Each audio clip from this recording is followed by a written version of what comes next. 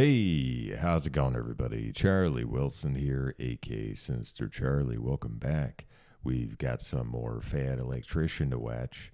Got my Fat Electrician shirt on too. It's getting cooler here in Tucson. It was a cool 90 degrees today, so it's nice out. Anyway, we've got Fat Electrician 22 versus 500, America's Defiant stand at Lanzerath Ridge.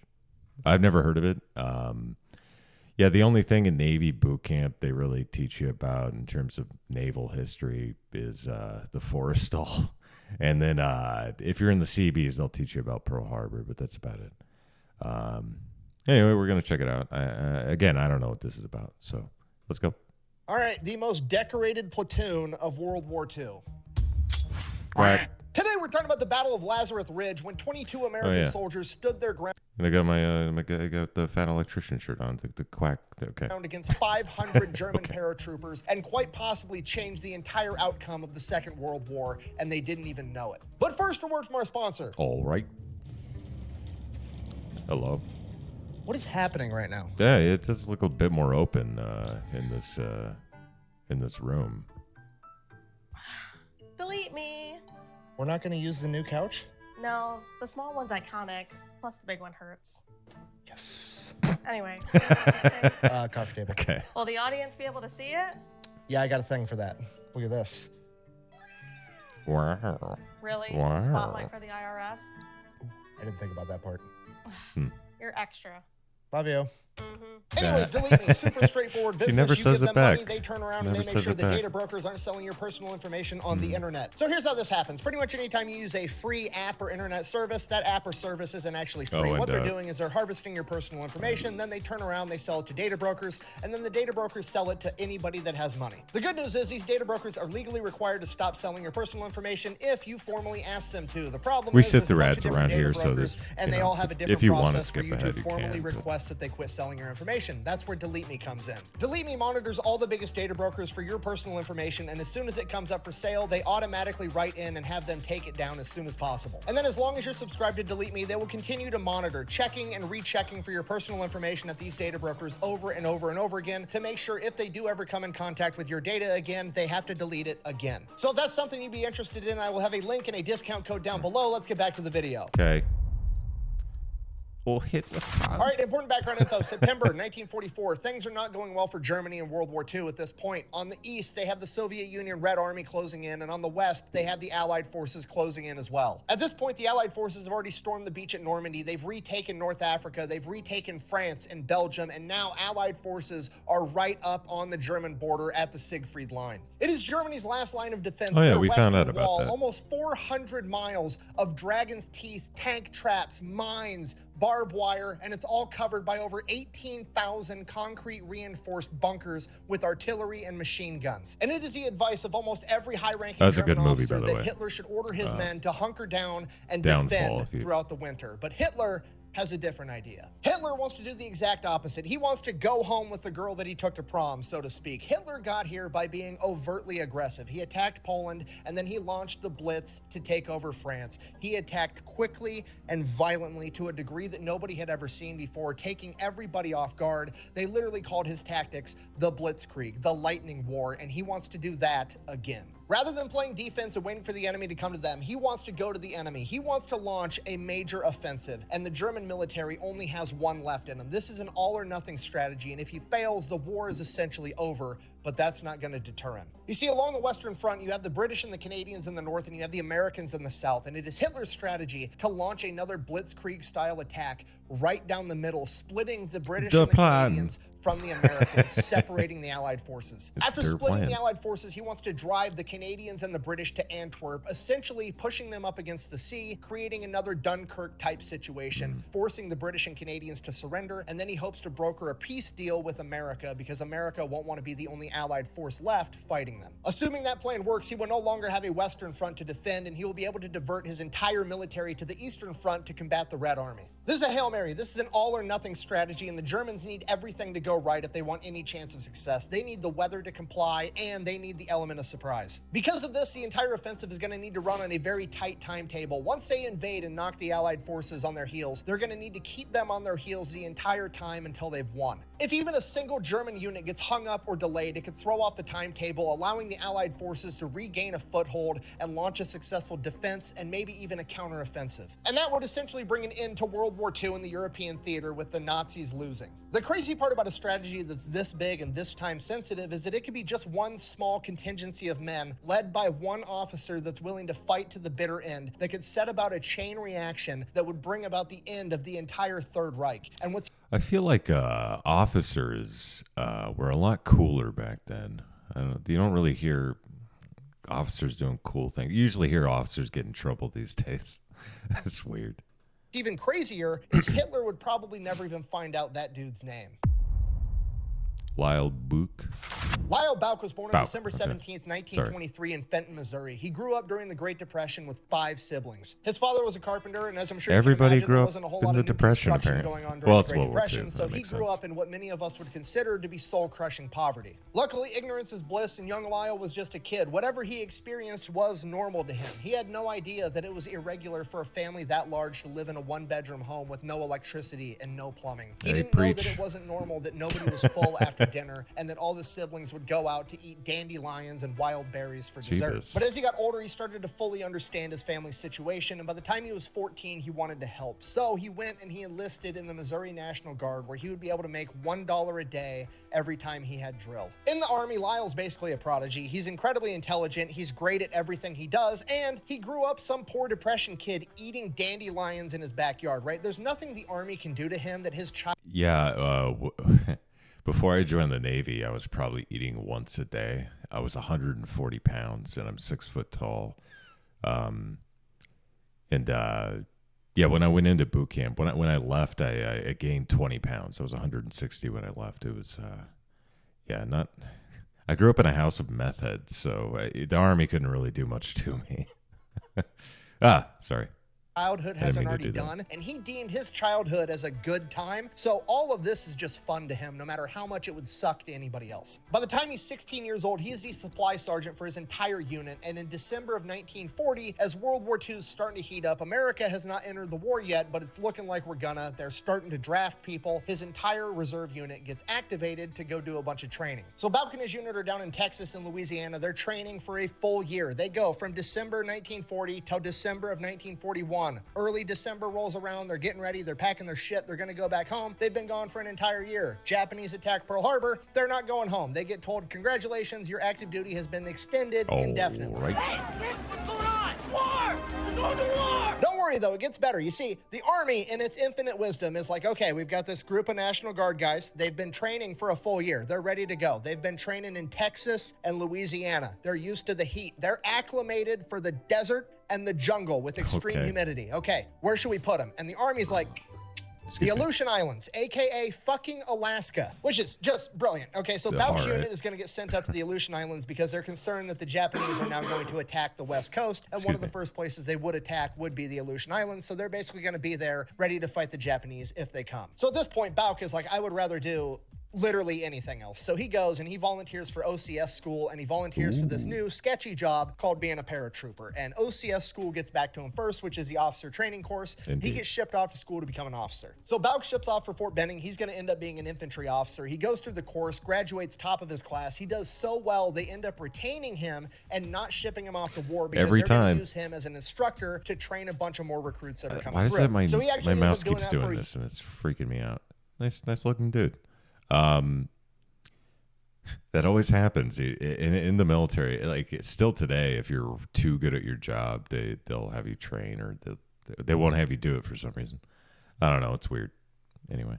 year at Fort Benning training small Every group time. defensive tactics for the infantry. So a year goes by, Bauk is 19 years old. He gets orders to go down to Camp Maxey, Texas. He's going to be joining the 99th Infantry Division before they get ready to ship off to combat. He's not really sure where they're shipping off to yet. Nobody knows if they're going to the Pacific Theater or the European Theater, but just judging on the fact that they're in Texas where it's warm and the European Theater is about to go into winter, it would make sense that he was going to the Pacific Theater. So he's starting to mentally get himself ready for that. So he gets down to Camp Maxey, and at this point in the war, it's like 1943. So most of the younger officers, Bauk's only 19 years old, he's a first lieutenant, and most of the junior officers that are young are all what's called a 90-day wonder, which basically means they pluck some kid out of college, send him to officer training school for 90 days, and turn him around and send him into combat to lead men into battle. So being called a 90-day wonder is like a derogatory term. It's definitely not a compliment. It's basically everybody in your chain of command being like, hey, I respect the rank you have on your chest, but also I have zero faith in your ability to do absolutely anything. So that's kind of what everybody just assumes Bauk is. He's so young, they look at him, 19-year-old kid, first lieutenant on his chest, are like, 90-day wonder. In reality, Bauk has 5 solid years of experience already at 19 years old. He is one of, if not the most experienced junior officer in the United States Army at this point. His chain of command realizes this and they give him a more important task. He ends up getting tasked with standing up and creating the INR Platoon, the Infantry and Reconnaissance Platoon for the 394th Infantry Regiment of the 99th Infantry Division. Now, an INR Platoon at this point is what we today would call a Scout Sniper Platoon in the infantry. Basically, they take some of the better or the best infantry guys available from the entire regiment, stick them inside of this platoon, and they learn different tactics because they have a completely different job from the rest of the infantry. Their job's going to be going out behind enemy lines, surveilling the enemy, gathering intelligence, potentially capturing other enemy scouts, things of that nature. Bauk is basically told, hey, here's access to all the personnel files for the entire 99th Infantry Division. Pick your top 18 guys. You got to have 2 squads of 9. So he immediately goes through all the personnel records, starts picking guys out. His criteria is you have to be either a high school graduate or currently going to college. You have to have an IQ of 110 or higher. You have to be a qualified expert marksman with the M1 Grand, and you have to be physically fit. So he goes, he gets like a list of like 50 names, goes around talking to everybody, gets a bunch of volunteers. He ends up having 21 volunteers, but he only needs 18 men. So he has this little miniature selection process. 3 of the men fall out. He's got his crew of 18. And from here, Bauk uses the rest of the time he has stateside to train the holy hell out of these 18 guys. Remember, he was an infantry instructor at Fort Benning for a year. This guy knows how to train people, and now he is overly committed to 18 people specifically. He makes them do the hardest obstacle course at Camp Maxey every single morning. By the time they get done with training and get shipped off to war, this group of 18 is an excellent team, and they are in phenomenal shape. And then one day they just get told, hey, pack your shit, head to the train yard, you're shipping off to war. They don't even tell these guys where they're going. Now at this point, you gotta remember, it's like late 1944. The Allied forces are dominating over in Europe. The German army's on its last leg. They've got the Germans pretty much pushed all the way back into Germany, and they're just manning the Siegfried Line. Okay, so everybody's kind of hoping they're going to Europe, but also everybody kind of already knows they're going to the Pacific Theater. They've had these guys out training in the desert the entire time. It's just obvious they're going to send them over to that tropical environment, and they're going to have to go. I had the same thing happen. Well, I mean, I was in the Seabees, right? So we had field exercises up in, I think, King County at Fort Hunter Liggett. Which it's where they filmed We Were Soldiers, which you can tell because it looks nothing like Vietnam. But yeah, we if you think about it, we should have been training at 29 Palms, but we were training out in the middle of the forest to be sent to Iraq. A little weird, but it happens. It's toe-to-toe with the Japanese, which is horrifying. So they all get to the train yard. Nobody tells them shit. They still don't know where they're going. Everybody's just kind of like, we're going to Japan. We've got to be going to Japan, right? They get in the train. Nobody tells them where they're going. And they're like, well, fuck it. I guess we'll know in a second when the train starts moving east or west, because obviously if we're going to the west, we're going to the Pacific Theater. If we're going to the east, we're going over to Europe. And sure enough, the train starts heading to the East Coast. These boys are headed over to the European Theater in winter, despite the fact that they're acclimated to living in a desert, which, I mean, it makes sense if you don't think about it. Indeed. I agree. So the 99th Infantry Division gets over to Europe. They end up manning the Siegfried Line. The entire Siegfried Line on the Allied side is pretty sparsely defended. They're not anticipating the Germans are going to launch a counteroffensive and attack, so they're just kind of spread out, maintaining the area. They're going to let winter do some of the work for them because it's November in 1944. Let the Germans go in there, freeze their ass off. The Red Army's attacking them from the other front. Like, let's just wait a minute and chill is more or less a strategy. So a lot of the infantry guys on that front aren't doing a whole lot other than just securing that front line. But Bauk and the INR Platoon are scouts. They're going to be going ahead and they're going to be actually scouting out the Siegfried Line. They're going to be making maps, getting spots of where all the bunkers are, where all the booby traps are, all the minefields, gathering all the intel, and trying to capture German scouts and intelligence along the way. Now, because the INR Platoon is going to be sneaking up on the enemy front lines trying to gather reconnaissance, their job is a little bit more dangerous. So Bauk wants to give him and his men the best firepower they can possibly get. So he goes out to the mechanics and the engineers and asks them to make some modifications to the INR Platoon's M1 carbines. Was it CBs? Because if you don't know, the M1 carbine is semi-automatic and it has a CBs. 15-round magazine. So they go and they end up welding 2 magazines together to make a bunch of 30-round magazines, and then they modify the sears inside of the carbines to make them fully automatic. So now the INR Platoon is going to be running around the woods in Germany with what amounts to a bunch of submachine guns. By December 1944, they're going out, they're doing missions, and one of the first missions, they wanted to take Private Leopold with them. Now, Private Leopold in the INR Platoon, he looks like a because he was Leopold. actually from Germany. His family fled when the Nazis came to power because they were Jewish. So Private Leopold is extremely valuable because not only does he speak German, but he speaks German in a German accent. It's his native tongue. So he's going to be able to overhear Germans if they get close enough. Is it going to be like them, a or if they capture Inglourious one, he's gonna be able Bastard to situation? interrogate him. It's a very valuable asset to have. The problem is he's Jewish and he's from Oh, Germany. well. If he gets captured by the Nazis, it's pretty much a death sentence right out of the gate. And he's already being a scout, like the most forward infantry unit available, so his chances of being caught are higher than virtually anybody else's. So he's not super keen on going out on missions unless he's feeling like he's at 100%. And on this particular day, he's sick and he's got a really bad cough. So Leopold goes to the chain of command and he's like, hey, I've got this really bad cough. I'm a scout. We're trying to like sneak up on the enemy. Maybe me coughing the entire time isn't going to work out that great. Also, I'd rather not get caught because I'm Jewish. What do you think? Can I sit this mission out? The chain of command's like, I mean, you speak German, right? You'll cough in a German accent. It'll be fine. Uh-oh. Achtung. You okay there, Dennis? It's more of a sneeze.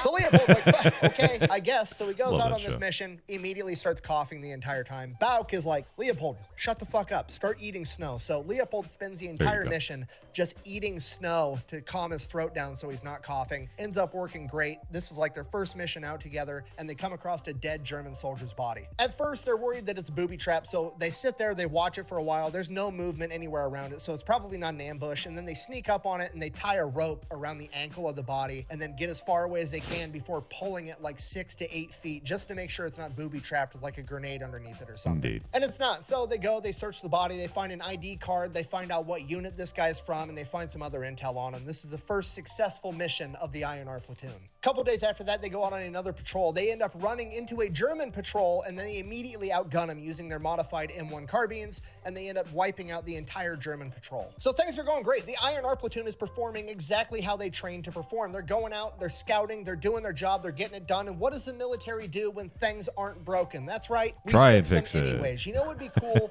if the INR Platoon, the intelligence and reconnaissance platoon, rather than going out and gathering intelligence and performing reconnaissance, Do something what if we else. set them up in static fighting positions There you and go. ordered them to hold a point like Every every time. other infantry company on the planet? It's a great idea, right? It's a terrible idea. So December 10th, Bauk's commanding officer rolls up and is like, hey, get in the Jeep. He drives Bauk out, and he drives him to this little tiny village of like 15 houses and a cafe called Lanzerath. And Lanzerath has this main road running right through the I don't know why I town. Inside pronounced of that Lanzerath, there's like Lanzerath. I could have sworn, but I don't know.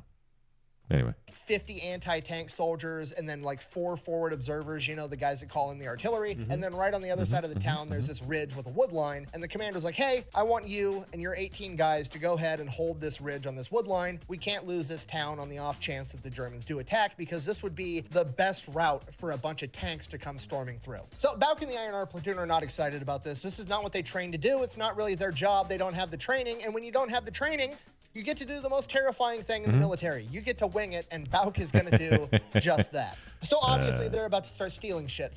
Strategically transferring equipment to an alternate location. The finest merchandise this time ever shown on sale today. Come on down.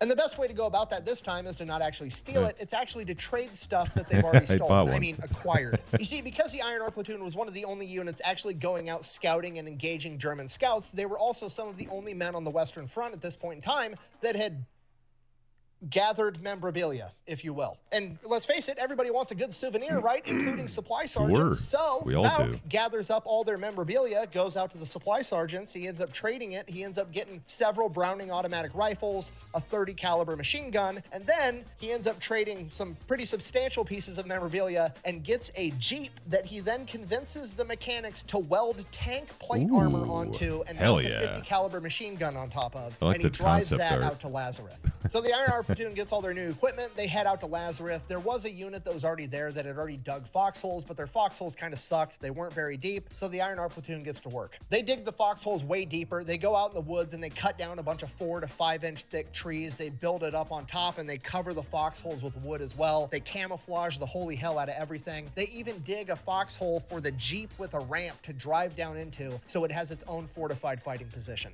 So while that's going on, Bout goes down into town in Lanzerath. He wants to figure out everything that's going on. He wants to talk with the FOs, talk with the anti-tank guys, just get everything under control and know what's going on, right? He gets there, kind of a giant shit show. They've clearly been here for a while and there's not a whole lot going on. There's a family in town called the Schur family, and they're actually making hot food for all the Americans in exchange for chocolate and cigarettes. Now, the Schur family has already got their 25-year-old daughter sleeping in bed with the parents just so she stays away from all the American soldiers. And all the American soldiers have made her 16-year-old brother, Adolf, basically their mascot. He now speaks English, but only profanity. So with that, he goes back up to camp in his fortified fighting position, and they just kind of wait. They're there just making sure that the Germans don't attack, essentially, freezing their ass off. They've got a little heating shack. They're taking turns, rotating in and out, warming up, sleeping, eating food, and this goes on for a couple of days. By December, the closest thing I've had to do at like being cold and that kind of situation was on field exercises. It doesn't really get that cold in the desert, so anyway. December 13th, this new guy rolls into town. Some Belgian Get guy those acting heating kind of pads, weird, so put they, them in your pockets. Stop him. They talk to him. They're like, "What are you doing?" And he's like, "I'm bringing my cousin some shoes." And they're like, "Sure, right, that's a fucking spy." And they're like debating on what to do with this guy. They can't really do shit with him, so they just end up letting him go. And from there, shit just gets weird. There's this like one corner of the area that they're overlooking with their fields of fire that they end up calling the creepy corner because every single night something weird is going on over there, right? There's noises and nobody can see shit and they don't know what's going on over there. And eventually one night they're manning the positions and they hear snow, like freshly frozen snow. You know how when you step on it, it kind of got this big crunch sound as it breaks through. They hear that getting closer and closer and closer, and eventually they just open fire on it because it has to be someone or something coming right at it. And after they open fire, it's just quiet. And that was it for the rest of the night. They can hear some grumbling off in the distance, but nothing else ever came. The next morning, they go out and they investigate, and it was a dog that they had ended up shooting, but it was clearly a military-trained dog. All right, then. But it was by itself. But still. Look at us. Oh. Look at us. Who would have thought? Not me. So that's weird. And then they adventure further past that, like 100. Based, fat electrician, very based. I don't trust my dogs around law enforcement. 150, 200 yards, and then there's like ski tracks all over the place. And they're like, what the fuck is going on? So then the whole day goes by, everything's seeming kind of normal. A Jeep shows up to resupply them with more food, and this time around, they all got a liquor ration, which is like immediately a red flag. Like they're only giving out liquor rations when they're about to ask us to do some dumb shit or something horrible is about to happen, okay? It's like getting a steak and lobster dinner. Well, it's gonna happen right before it's like somebody's getting about pizza, to die. pizza party They're right not before. telling us something, and we need to figure out what it is. But then somebody's like, hold on, maybe it's not that bad. Lieutenant Bauk actually turns 21 in 2 days on the 17th. So maybe it's so we can all have a party and get LT drunk. Then more... Well, I mean, that wouldn't really matter back then because the legal drinking age, I believe, back then was 18. Pretty sure. I'm pretty sure 21 didn't come about until Nixon. I think. I don't know. Creepy Could be noises wrong. all night long. That morning, a deer walks into camp. Naturally, they shoot it with a machine gun. They end up eating it. Then normal day, seems like, okay? Night of the 15th, more creepy noises all night long. But tonight, the noises are different. Off in the distance, it almost sounds like there's engines running. So Lieutenant Bauk knows something's up. So he has all the guys up. They're all alert. They're all there. And then on the day of the 16th at 5:30 a.m., they start getting hit with a ton of artillery fire right on top of them. At this point, the whole platoon and Lieutenant Bauk are all shitting their pants. I mean, they've had a couple of firefights off in the woods with like 2 or 3 Germans, but this time it's completely different. It feels like they're in the shit. It feels like they're at D-Day taking a ton of artillery fire. The rounds that are getting shot towards them are set to air burst, so they're blowing up in the tree line before they hit the ground, and it's just sending shards of tree splinters everywhere. So the entire INR platoon is just hiding inside their foxholes, and at this point, everybody's pretty fucking happy that Lieutenant Bauk made everybody cut down trees and put roofs over their foxholes, because now it's gonna take a direct hit to take anybody out. The artillery barrage just keeps coming and coming and more, and it gets to the point that like the adrenaline wears off, and it just gets tiresome. Like the men are in their foxholes hiding and they're like, okay, you guys are gonna attack us. We get it. Quit launching artillery and just come get us already. But the artillery just keeps coming. Like it feels like it takes an entire day for this artillery to finally stop. Once the artillery fire finally stops, Lieutenant Bauk gets out of his foxhole to assess the situation. He looks down on Lanzerath and realizes all this artillery fire has only been hitting their wood line right on top of them and the one corner of Lanzerath where those 4 forward observers were, which means Belgian shoe guy was definitely a spy that fucked him over. And right as Bauk is putting that together, the 55 anti-tank guys are loading up in their jeeps and they are peeling off, just straight up leaving. Bauk is obviously kind of pissed off that he didn't give him a heads up. I mean, they ran a phone line out to him, so they had a direct line of communication, but the artillery barrage must have taken it out. In fact, the artillery barrage has taken out all their phone lines, so now all they have is radio. So Bauk radios over to this anti-tank unit and they're like, yeah, we got orders to go over to this next town. That's where we're headed. At which point Bauk is like,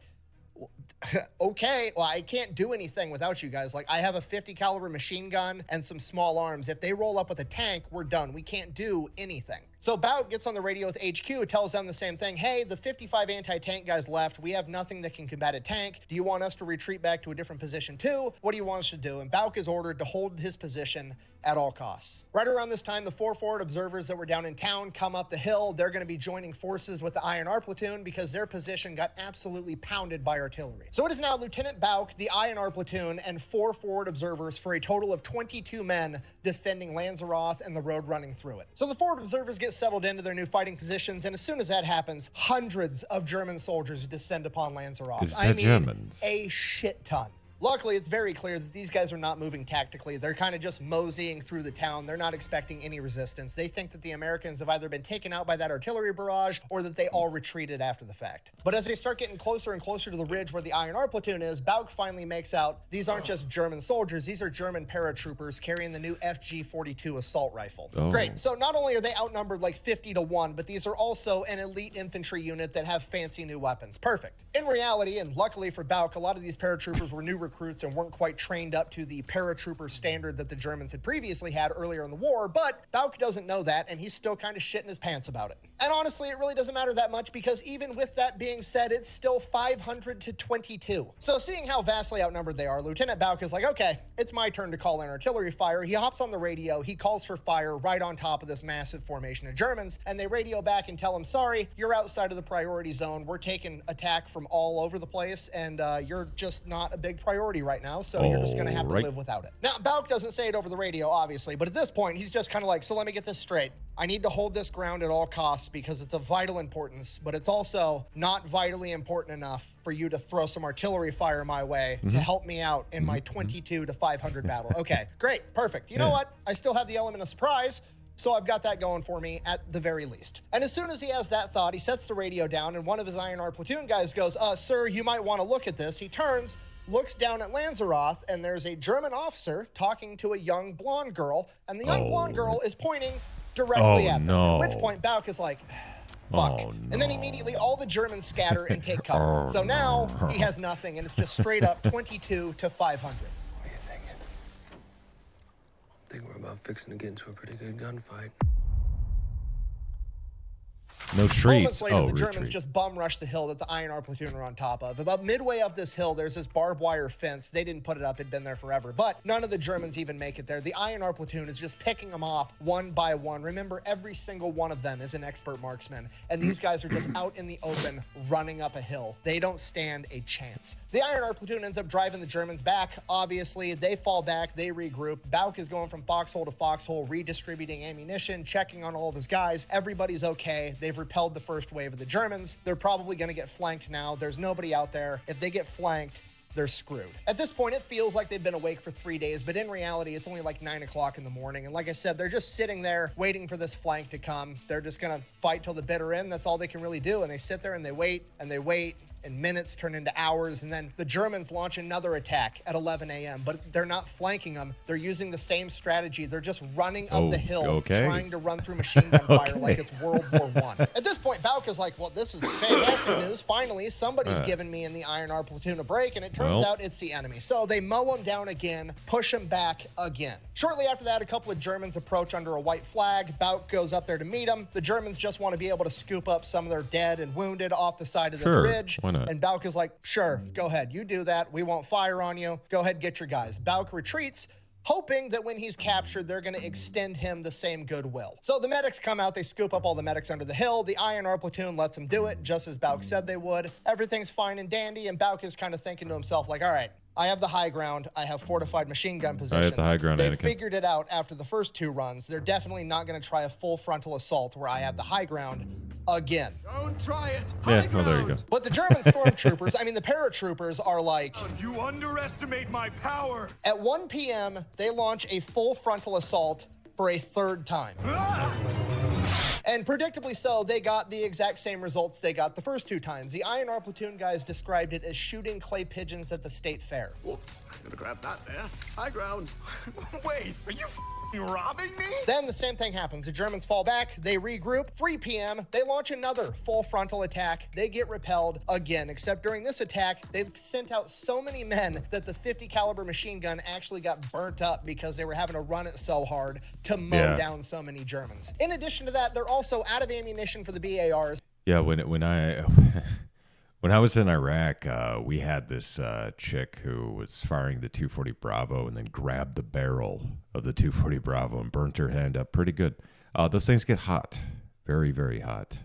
And Bauk's radio got shot in the middle of this firefight, so now they have no communication whatsoever. So now Bauk's making all the decisions. They've held this position longer than anybody could have ever expected them to. It's time to get the fuck out of here. So he goes, they sabotage all the Jeeps, and as soon as it gets dark out, they're gonna slip away into the forest at night and make their way back to headquarters on foot. Now that sounds a little bit crazy, like why wouldn't you want to drive? But in reality, there's probably Germans all over the road, and this is the INR Platoon. That's their whole MO, is sneaking around in the woods and going unnoticed. This is their best shot at getting out of this. So they sabotage the Jeeps, they get ready to step off, and right at dusk as they're about to leave, the Germans attack them from their flank. They get into a firefight, but the INR Platoon runs completely out of ammunition and they get overrun by the Germans. And eventually, the Germans just roll up to the foxholes and they yell down, you can come out or we're gonna send a grenade in. So foxhole by foxhole, the entire INR Platoon surrenders. And as they come out, they're all shot up, blown up. They're all hit with shrapnel, gunshot wounds. Bauk took a bullet to the leg.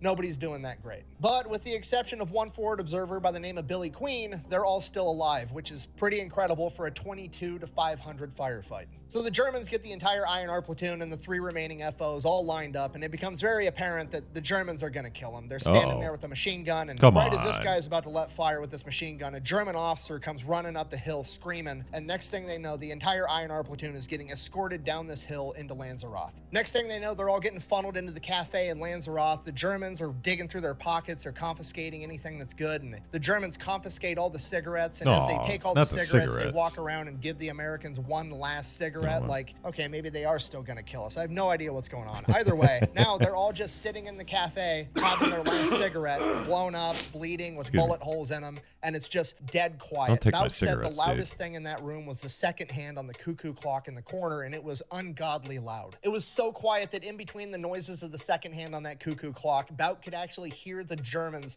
the superior master race, across town in their aid stations screaming from their injuries. Meanwhile, him and all of his men are just sitting in the cafe, dead quiet, stone faced, having a cigarette. It's like the biggest cool guy moment ever. Is it, so though? The INR Platoon finishes their last cigarette, Sounds and then they horrifying. just sit there, and they sit there, and they I would sit not there, like that. and they sit there, and then eventually Bauk is just trying to think to himself over that annoying-ass cuckoo clock in the corner, and he just starts to get really down. He's not he's not happy with how things Oh, I went, wouldn't right? be He either. spent 6 years of his Yeah. life training for this, and he goes into combat, and the first time he really goes into combat, he gets the best guys that the 99th Infantry had to offer. They let him pick the best of the best, and he took them into battle, and in one day, he got all of them captured and most likely That's not killed, good. and it's all on him. Or at least that's how he felt at the time. And he just continues to sit there for hours, just loathing himself in the silence and the noise of that fucking cuckoo clock in the corner. that Destroy just the keeps clock. ticking and ticking and ticking. And he's just sitting there and he's sitting there. And then the fucking bird comes out again and honks. And it's 10 p.m. And suddenly he has this memory of when he was 14 years old and his Aunt Mildred, who used to read palms, she read his palm when he was 14. And she told him that if he lived to be 21, he'd have a long, happy life. And he's about 2 hours away from turning 21. Oh, well. At this point, he can't believe that this is the dumb shit that he's thinking about, but Is that a real story? I don't know about that. I don't know. With your mysticism. that's what he's thinking about. So he sits there and he waits, and more time passes and more time passes, and sure enough, midnight hits, and suddenly he just feels this relief, like, can't get me now.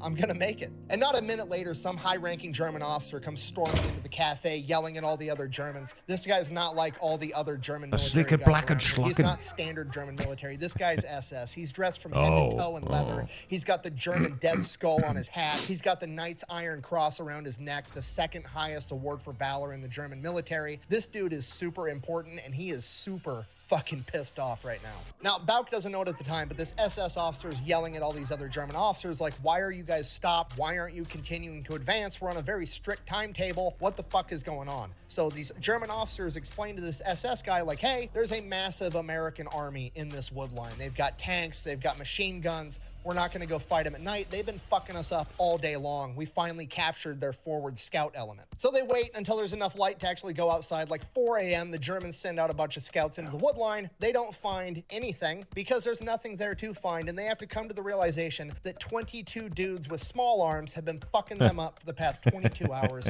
And they're all incredibly embarrassed. So the Germans take off, hightailing it down this road, half tracks, tanks, and then Lyle Bauk and the rest of the INR platoon are all getting sent to POW camps. Unfortunately, because Bauk is an officer, he's going to get separated from the rest of the guys, and they're going to separate POW camps. From here, you guys know the drill. POW camp is absolutely horrible, the worst possible thing to have to live through. He's starved to death, there's diseases, living in close proximity with other sick people, and as the war progresses, at one point, there is actually a prison break. He ends up getting recaptured, stuck back into a POW camp, and as the war continues to progress, for some reason, they keep moving him from POW camp to POW camp, and he doesn't know it at the time, but what's actually happening is the Germans are losing the war, and all the German POW camps on the eastern half of Europe are starting to move all their POWs and themselves to the western side, because if these Germans are going to have to surrender to an allied force, they absolutely want to surrender to the Americans, the British, and the Canadians, because if they surrender to them, it's a court date, and if they surrender to the Red Army, it's going to be an execution. Yeah. His final POW camp is in Moosburg, and while he's there, a bunch of Moosburg. SS teenagers, like radicalized 16, 17, 18-year-olds with submachine guns that have German officer rank, roll into this POW camp, and they want to execute all the POWs, including Bauk. At which point, the normal German army, the Wehrmacht, are like, no, you're not executing all the prisoners. Those are our bargaining chips to turn over to the Allies so we don't get killed. So absolutely not. And there's this huge fight between the SS and the Wehrmacht, which became more and more common as the war progressed. And ultimately, the Wehrmacht won that argument, and they ended up keeping everybody alive. So Bauk got pretty lucky on that one. Revelation.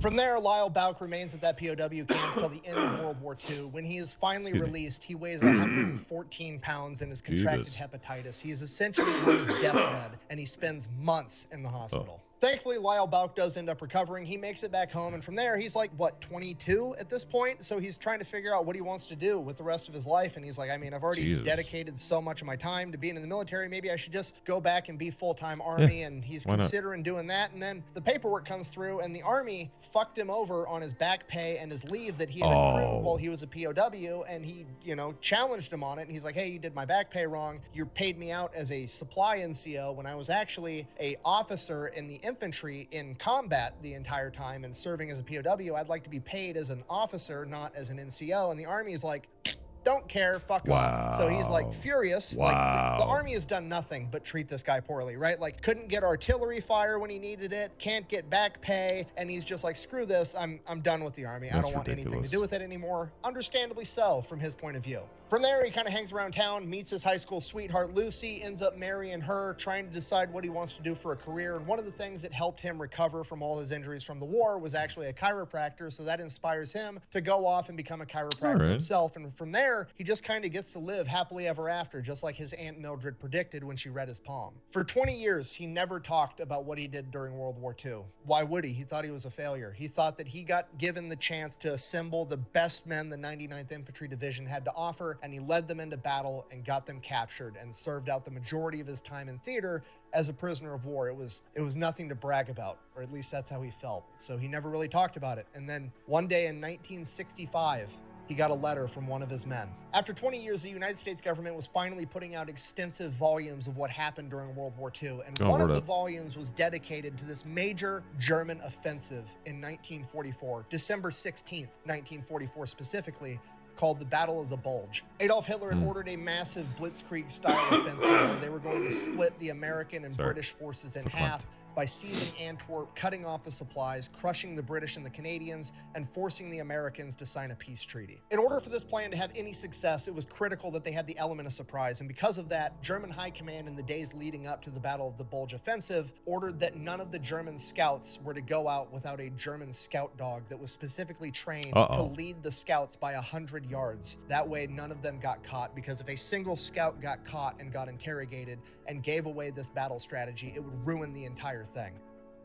That's the dog that they shot on December 13th. And that also explains all the ski marks and everything else hundreds of yards behind the dog. The artillery barrage that they survived before the paratroopers attacked, that was the largest artillery barrage of World War II, with over 1,600 artillery pieces firing on the American front for over 90 minutes. That pissed off SS officer that showed up at the cafe at midnight, that was Joachim Peiper, the commander of the 1st Panzer Division. The 1st Panzer Division was the lead element of the 6th Panzer Army, which at this point in time was Germany's premier armored unit that was hand-selected by Hitler himself to have the most important role of the entire military operation. The 6th Panzer Army, being comprised of almost 5,000 men and 600 vehicles, tanks, and armored half-tracks, was supposed to be the first element to cross the River Meuse and head straight to Antwerp to cut the Allied forces in half. They were the spearhead of this entire offensive, and Joachim Peiper's 1st Panzer Division was the tip of that spear. And the reason he was so pissed off that night was because the paratroopers getting stopped by the INR Platoon created a traffic jam behind them that he was stuck in, and he was 18 hours behind schedule. This German attack was so hasty, they weren't going to be able to rely on their own supply lines. They had to rely on capturing Allied supplies to be able to continue this attack, including fuel. That's not a good and since plan. they were 18 hours behind schedule, the Allies were able to adopt new defensive positions, not leave any supplies behind, and the entire 1st Panzer Division would run out of fuel. The weather would break, Allied planes would take the sky, they would attack, and the entire 1st Panzer Division would never cross the River Meuse. The INR Platoon and 4 forward observers quite literally blunted the spear of the entire German offensive. 22 men stood in the pocket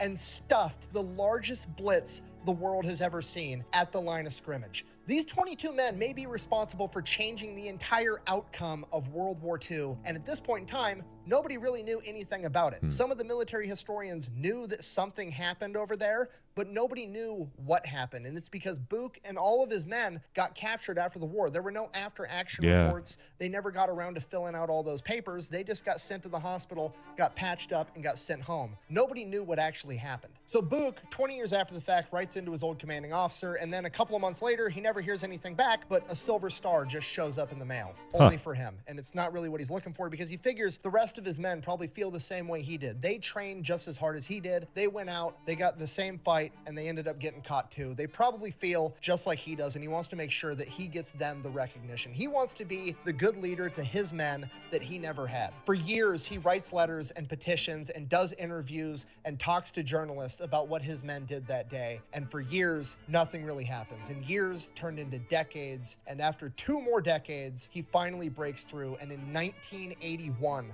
his men get the recognition they deserve. The INR Platoon would retroactively be awarded 4 Distinguished Service Crosses, 5 Silver Stars, and 10 Bronze Stars with V Word up, device, dude. and the entire platoon will be awarded the Presidential Unit Citation. If you don't know, a Presidential Unit Citation is the highest award a unit can receive, and it's usually given out to companies or battalions for major battles or something huge. It's very strange for an element as small as a platoon to be given this award. In fact, they were the only platoon of World War II to be given the Presidential Unit Citation. Word and up, with dude. that, they became the most decorated platoon of World War II. Thank you for watching. The best way to support the You're channel is go welcome. buy some I merch. do over have at merch. FatElectrician.com. Quack bang out. Platoon in the. It's pretty German- wild oh, those guys changed I the was gonna entire sing. course of world history and didn't even know it till 20 years after the fact. I Yeah, don't it's know. pretty crazy. Maybe there's a message or something in Patience. I don't know. Found about Germany. They got cooked. They got forschnucked. Well, Yeah. I felt I failed. Why did you feel that you'd failed? When you guys had done. Well, we're Well, you in got the hands captured. of the enemy. I just thought we should have done something better, and we didn't. And I felt like what I did was a failure. No, I'm with you. I understand. Way now.